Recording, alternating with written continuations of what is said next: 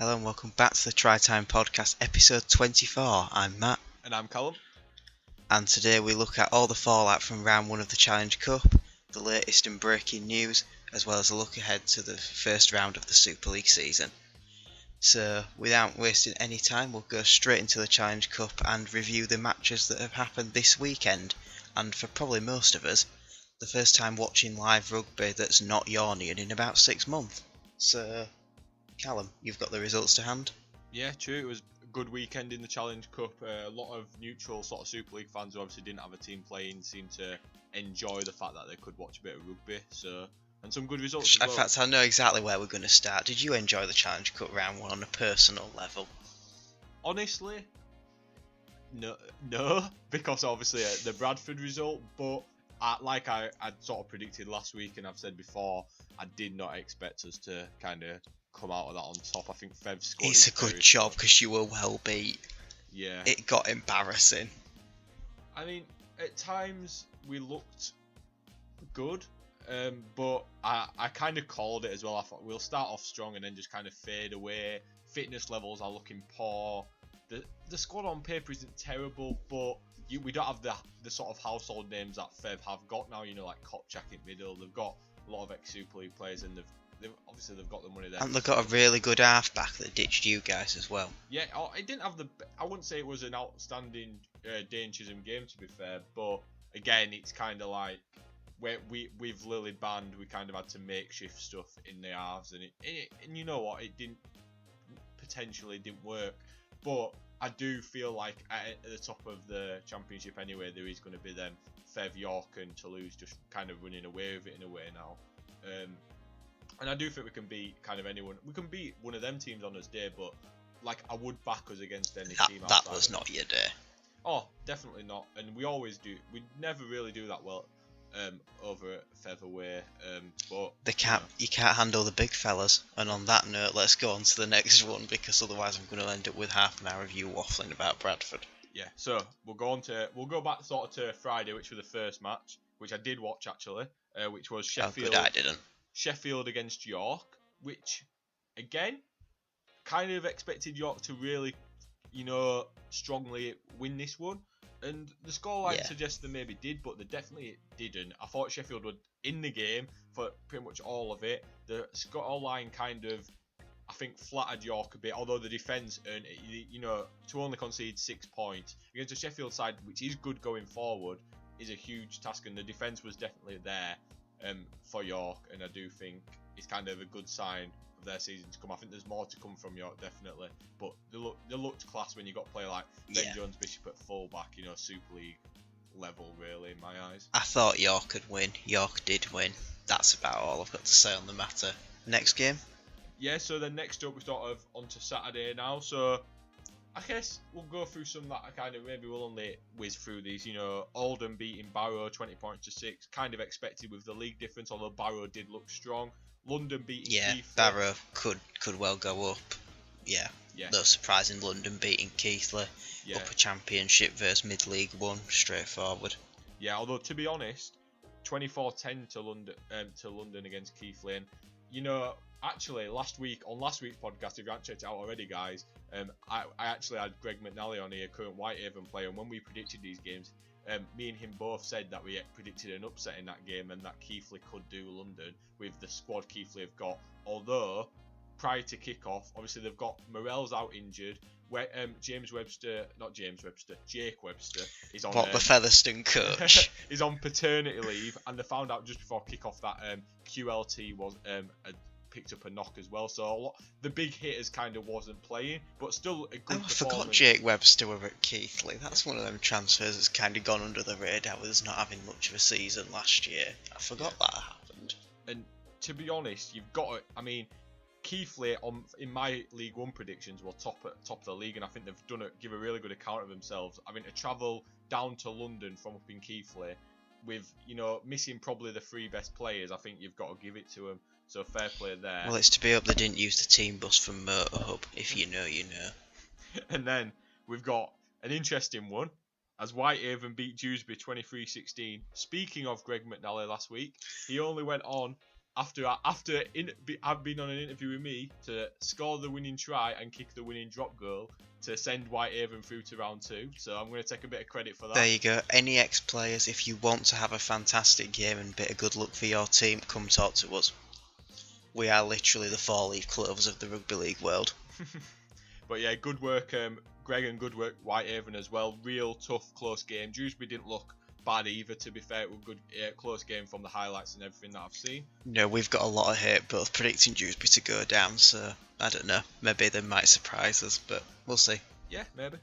So then the last game on Saturday, which was kind of the shock probably of the round, is Batley beating Halifax at Halifax 19 points to 6. Yeah, I forgot this game even existed, which is really good of me, isn't it? Really, I kind of expected a lot from Halifax with their rebranding. Some of the good players have signed to come out strong, but by the looks of it, Batley have just absolutely dominated the game, and in Halifax's backyard as well, which I think is fair play to Batley. It only bodes well for them going into sort of the season. Obviously, they could get on a cup run as well, which will be good for them. So, Halifax. Yeah. I still think Halifax will do decent in league. It's a cup game at the end of the day. It doesn't mean it's not the be all and end all of the season. They're saving themselves for the league in the 1895. There we go. That's literally my insight for this game. So shall we move on to the rest of Sunday's fixtures? Yeah. So only 2 other games other than the one we've obviously spoke about. So. First up with a game that I also did watch was West Wales Raiders against Widnes. A lot of talking points here. I watched this one as well. Well, most of it. Yeah, a lot of eyes. Early on I thought West Wales could do it, and Rangi Chase was absolutely running the game.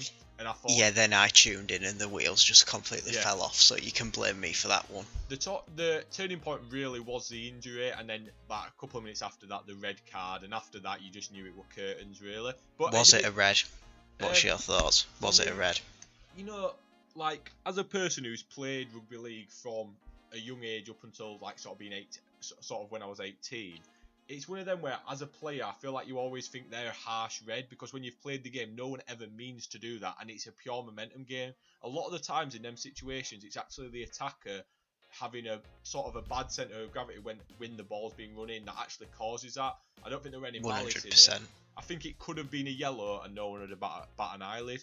It were a harsh red, especially given the circumstances. A different ref, maybe, different circumstance, maybe it's a yellow, but it is what it is.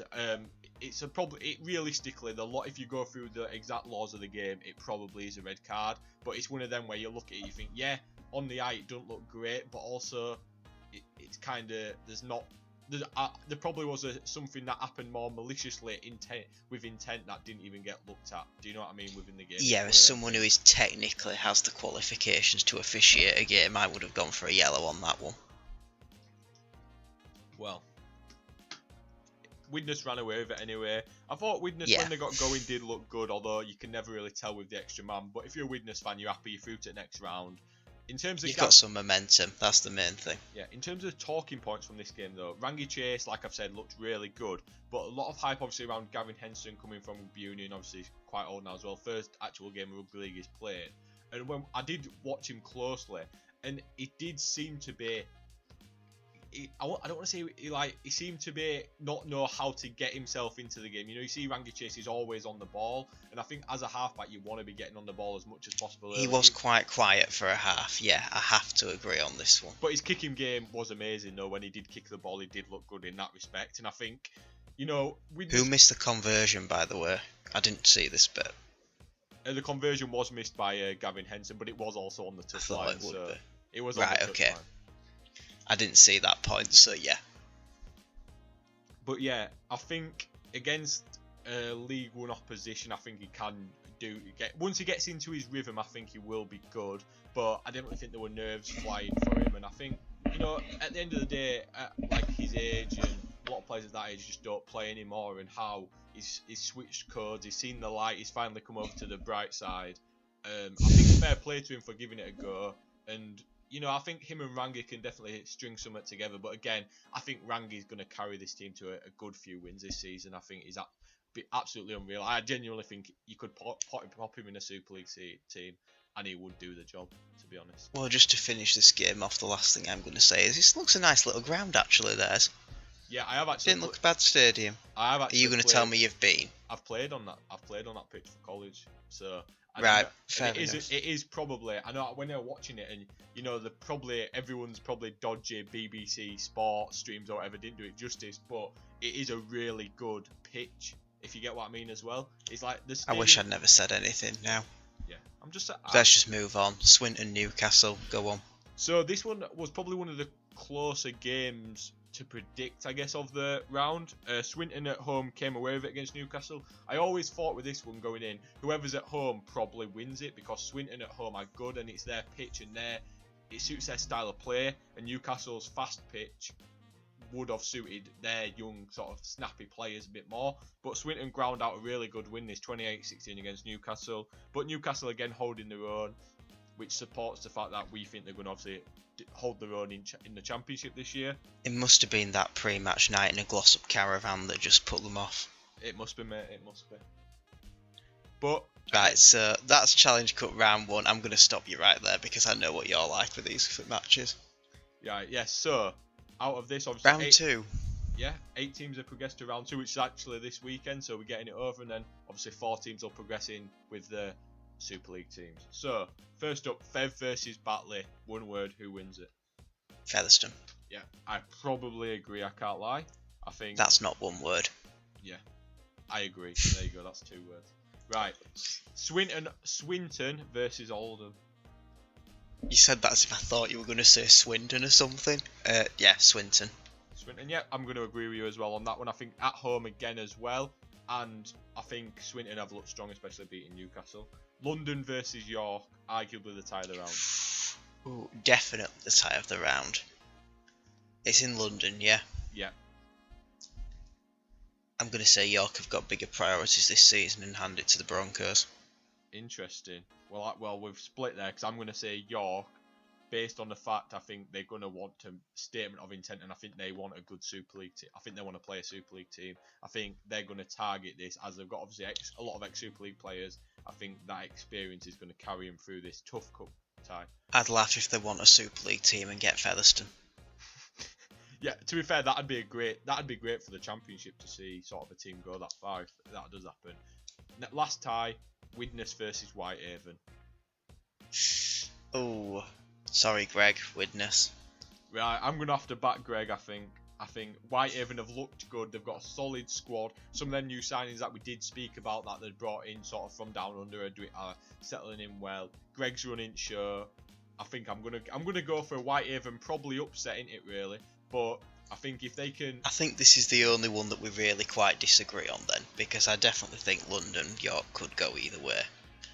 Yeah, I don't know if I can't say I didn't see enough from Widnes, but I think Widnes are a team that they're, in a weird way, like they're similar. I see similarities between Widnes and Bradford, where it's like they could probably beat anyone because they've got young, hungry players, but they also could get done by experience from a team like Whitehaven, who have that in absolute abundance, don't they, let's be honest.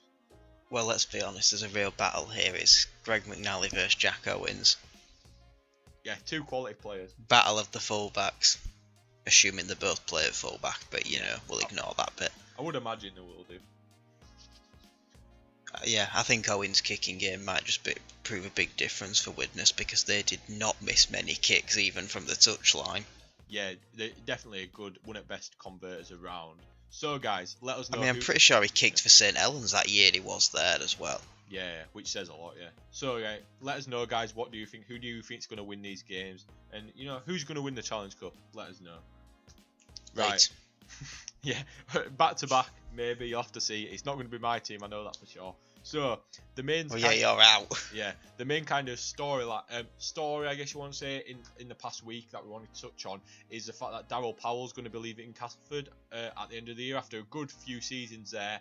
Not won a big sort of major trophy yet, you know, Grand Final Challenge Cup, but can he do it in his final year? Yes or no, Matt? No way. Why not? Go on, explain. Not even going to make the top 5. Haven't got the squad for it. Fair enough. Do you think something's going to, you know, kick in where it's like, come on guys, it's my last hurrah, big push for it? Do you think he could get him up for it? Maybe. I think it bodes in the favour of the fact I don't know. It's going to go one or two ways. He'll either get the squad up for it or he'll just spend the whole year crying at Sky Sports again over some refereeing decision.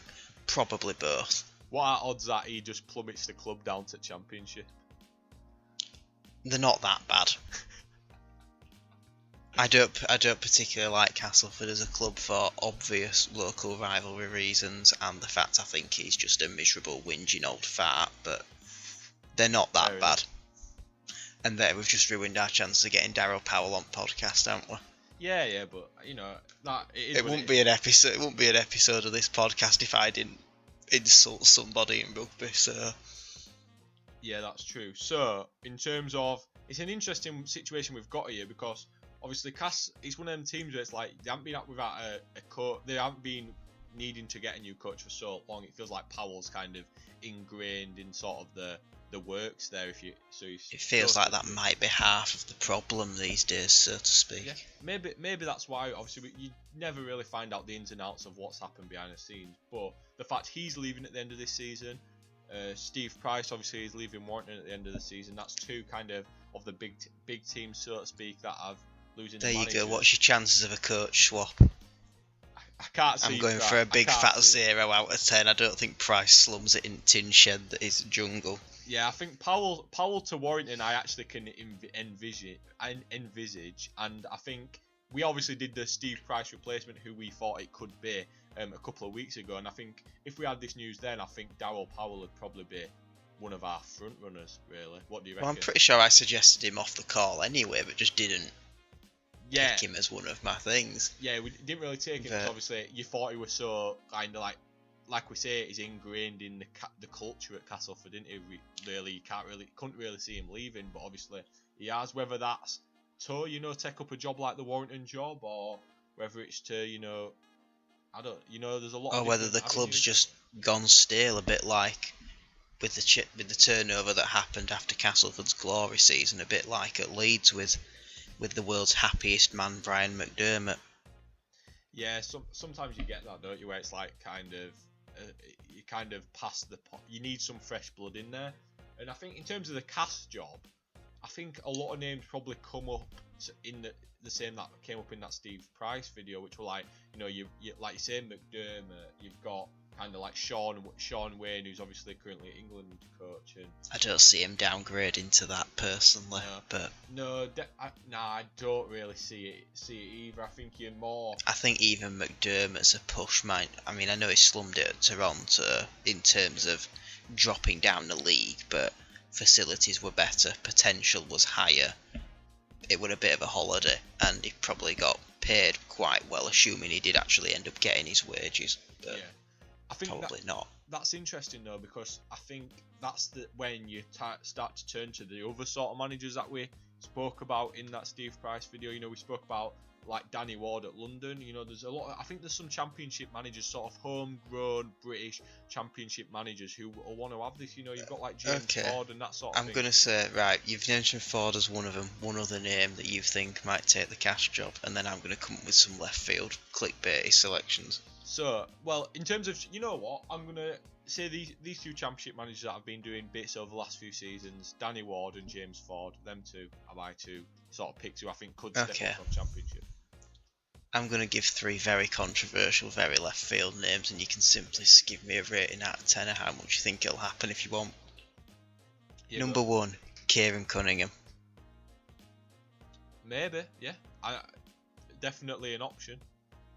I can see it, if you know what I mean. I can see it. Number 2, Danny Orr. Alright, that's interesting. Someone with connections at the club. I actually think Orr for me would go in as one of the favourites, but... Yeah, honestly, but the only reason why I'd say against that is because I actually do think Cass want to go a different direction to someone kind of... Not that's got nothing to do with the club, but do you know what I mean? Like someone that's like... kind of has a fresh view potentially. Of the game. That's why I'm saying my sort of 2 up and coming managers. Alright, well this is a very fresh view of the game, and this is probably a guy that no one's ever spoke about for probably about 4 years now. I'm calling it here. Returning to the Super League is Laurent Frazier. Oh dear. Maybe. Yeah, I don't know. That's probably never going to happen, but why not? It gives us some title. There you go. Take a picture of his head and model a cash shirt on him or whatever you want to do. What Lauren Fraser do? I don't know. Shove tiger mascot head on him for all I care. That'd be an interesting thumbnail. There we go. I think that's the thing with Lauren Fraser knew is what's going to happen with Ottawa. Obviously, he's the Ottawa coach. What's going to transpire there? There's going to be opportunities for players and coaches potentially at Ottawa. Obviously, it all kind of. I mean, we have potentially seen some people that signed for Ottawa then change and sign for another club already. If you know that reference, put it in the comments. Yeah, that kind of all thing with Ottawa obviously is getting delayed back a season. It'll be interesting sort of who goes there if Fraser New stays sort of in that mould there. But yeah, that's another sort of outlandish view, and I think it could happen. So, what do you guys think? Who's gonna take the cast job? Is Powell going to Warrington? Is Powell early retirement? What's going to happen to Powell? What do you guys think?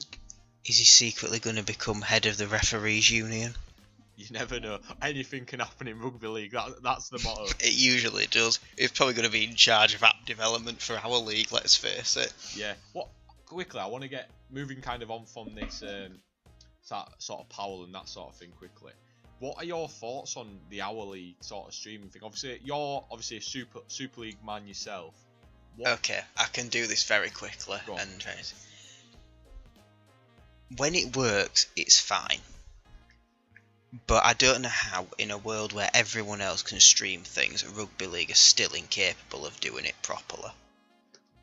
Like, I'm not being funny. From race 1, I've not heard any major problems with F1 TV Pro. BBC can stream Challenge Cup finals fine. Every other sport I can think of has a streaming service that actually works. Yeah. Again, why are they so useless? My second problem with it, and this is a big one, and I don't know what the reason is for this. I'm assuming it's Sky's fault, like everything else seems to be. Why are we not missing a huge trick by not allowing you to watch games if you don't have a season ticket? This just sounds like a simple solution. Put them all on pay-per-view, and if Sky want to be an arse and say, oh, it's our coverage, pay us, split the blooming proceeds, it's not difficult business sense. Yeah, Either something in the contract that Sky are being absolute arseholes over, or the RFL have the negotiating power of a chocolate teapot, and let's be honest, it's probably both.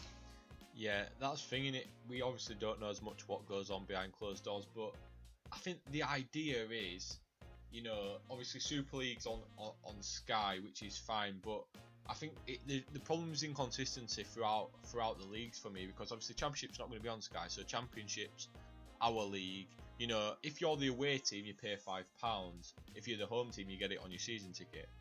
Alright, kind of get it, fair enough. I know that. I get it, why I get it and why I would pay and why a lot of Championship fans will, because the clubs need it at the end of the day. It's not the club's fault necessarily, and the clubs need it, so I am willing to pay that.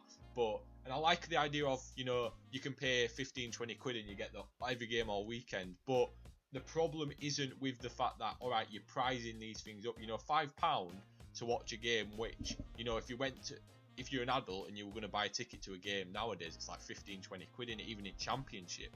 So £5 I don't think it's bad when you get the commentary and stuff. What I think it is, it's like, in a weird way, I think it's like just the production value and maybe even just how the money that's just not there in Rugby League, that might be the problem. I don't know if it's like, in the NBA... I mean, I can see it being quite a Sky problem.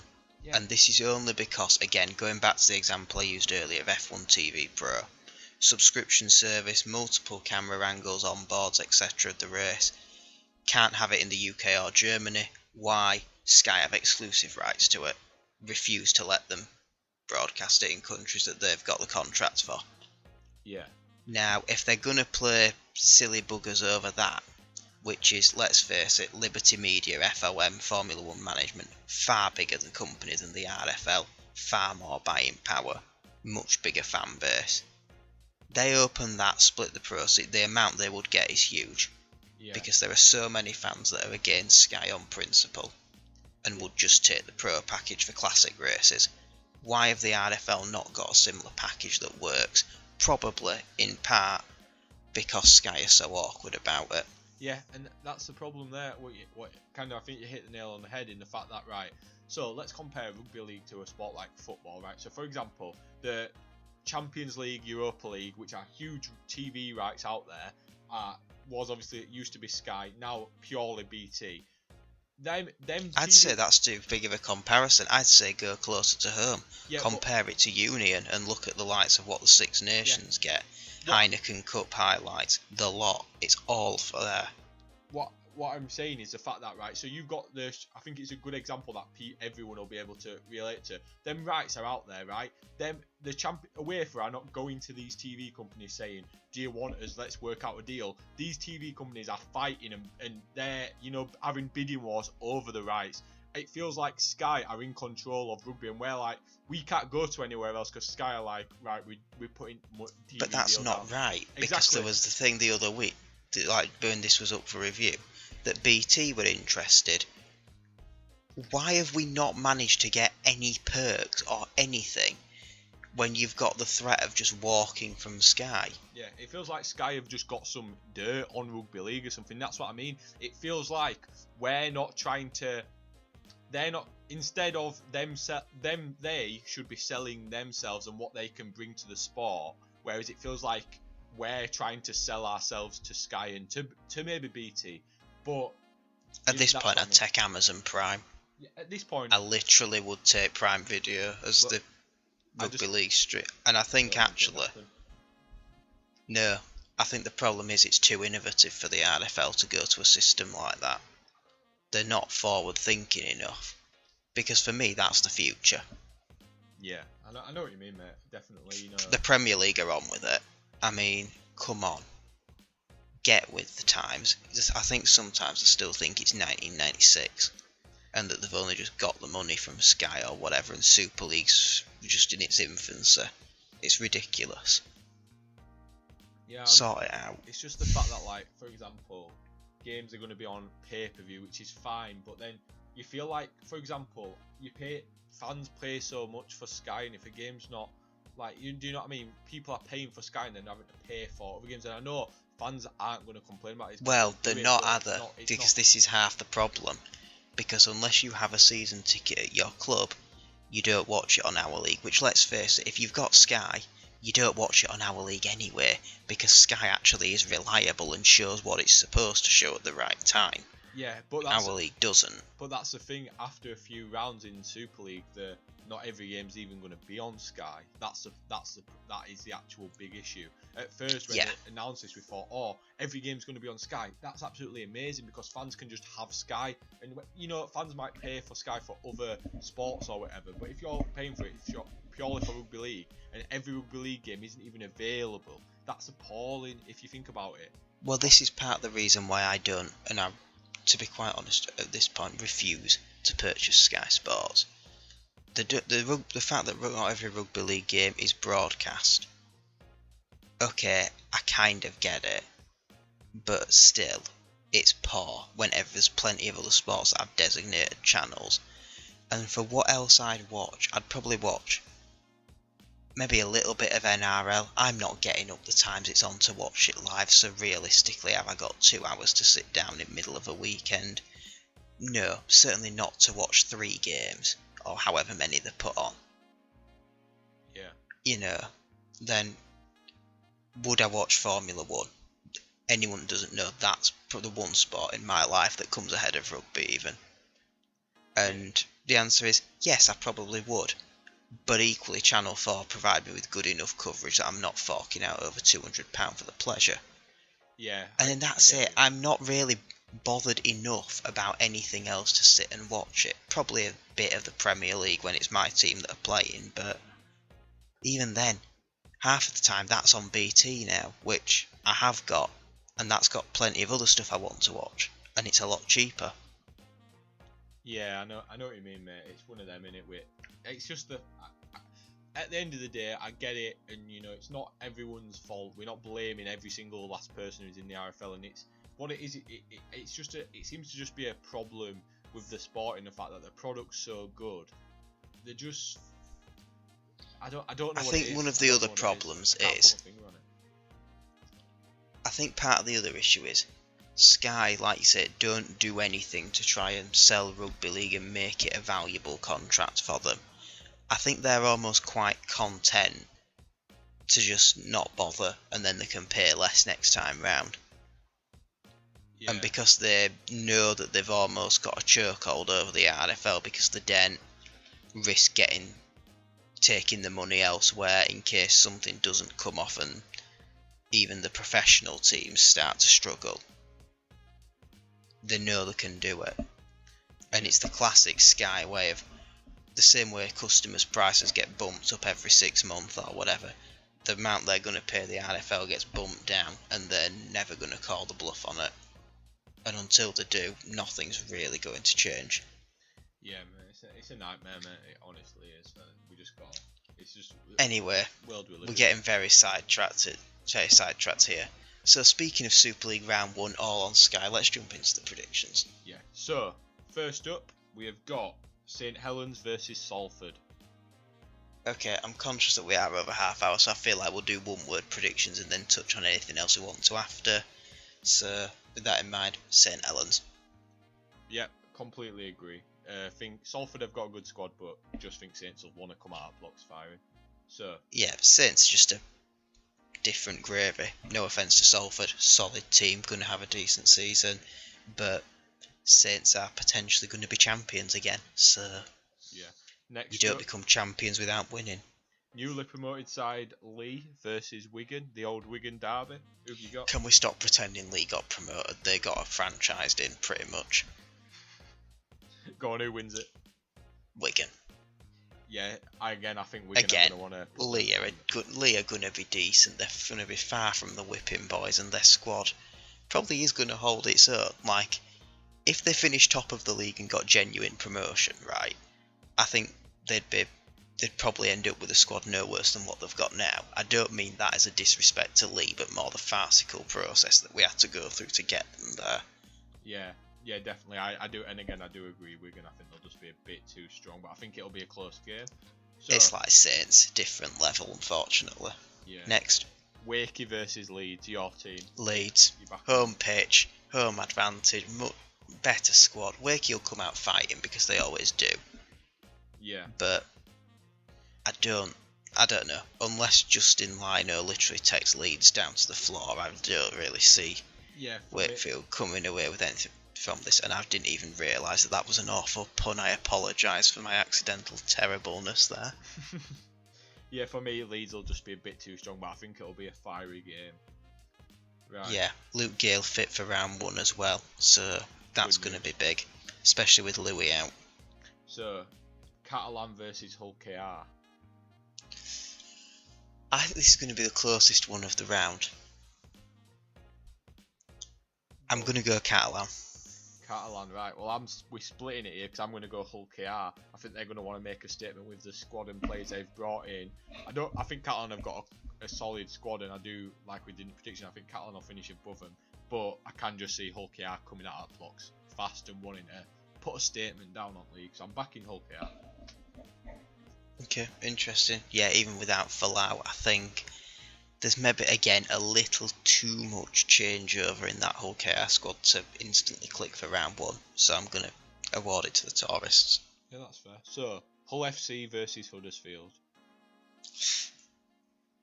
Right, the two teams I think are going to be the biggest underperformers this season compared to expectations. I think Huddersfield, but again, this is going to be close.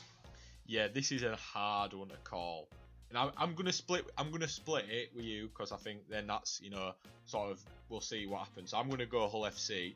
I do think I don't think round 1 necessarily dictates what's gonna happen in the season, but I think this will be a close one. You know what I mean? And I'm backing Hull FC. So. Yeah, I think Huddersfield are gonna be a bit more well gelled, I want to say. I don't know how much Josh Reynolds will have settled in at this point. He might absolutely be on fire, but compare that to Huddersfield, who know Aidan Caesar, and we know what he can do in this country. Yeah. So, final game. Castleford versus Warrington. Big game. Who wins it? Warrington. Yeah, I agree, mate. I think it'll be a close game. I think Castle hold their own, but I think Warrington have just got that too much flair, too much sort of oomph in there. I think they've probably got one at best sort of prop forward. You want it, what props forward? You know, utility forwards that you can get in. Someone like Philbin. I think he's come on leaps and bounds over the last 2 seasons. In probably a first name sort of in squad really for England. I think at end of the season, if he keep playing like he has done the last couple of years, I think he's quality. I think stuff like that's going to help take him through. But again, like we say, round 1 does not dictate the whole season. And well, I'll tell you where it might dictate the full season. In our Fantasy Super League. There we go. Plugged it. Details on the screen. Go join. Callum, have you still got Ash Handley in your team, or is he finally taken out now he's injured for like 6 weeks? Changes have been made. They're ongoing as well. Every day I'm looking at it and I'm thinking of how I can change. But yeah, guys, make sure you are joining that league, because we are going to have some prizes throughout the season and a big prize for the winner, of course, of our league. So yeah, get them codes put in and let's enjoy the season of Super League Fantasy. I'm going to create my other 2 teams over this week as well, and I'm going to try and come up with some probably terrible rugby league puns. So give us your best names. We'll give a shout out for some of the best and the worst of them. You can't beat. I've already seen some tweeting us on Twitter, and there's some interesting ones. There's the good and the bad in here. Yeah, what do you reckon to mine then? Go on. What do you reckon? Have you seen mine? No, I've not looked at yours. I don't like it. I live it. That's awful. Nah, it's quite. Mate, I was thinking for about an hour of this name when I was making my team. Do you know that? I wouldn't admit to that. Do you know that is worse than my fantasy football? Go on, what's your fantasy team name this year? Blink 182. Big boy Samuel Eto'o. It's not as bad as that. It really is. Nah, but you got to have a cringy pun name in there anyway. Yeah, and I'm gonna do my all ex. I like to do every season my all players in the team that's all just ex Bradford players, and see how that does for season. Probably better than Bulls. Well, I didn't want that your top team last year. Yeah, I think it was, to be fair. Oh, those were the days back when rugby league was actually a normal sport again. Yeah. Yeah, puns cat again. Gotta beat my football when all Alana's in pyjamas. That's a classic. Yeah, there's too many out there for football, I think. But not. Someone needs to do an article for rugby league ones, I reckon. Oh, I found some from Australia. There were some god awful ones from NRL. Yeah, I can imagine with Aussies. Camaro Smith was one of them that really made me cringe.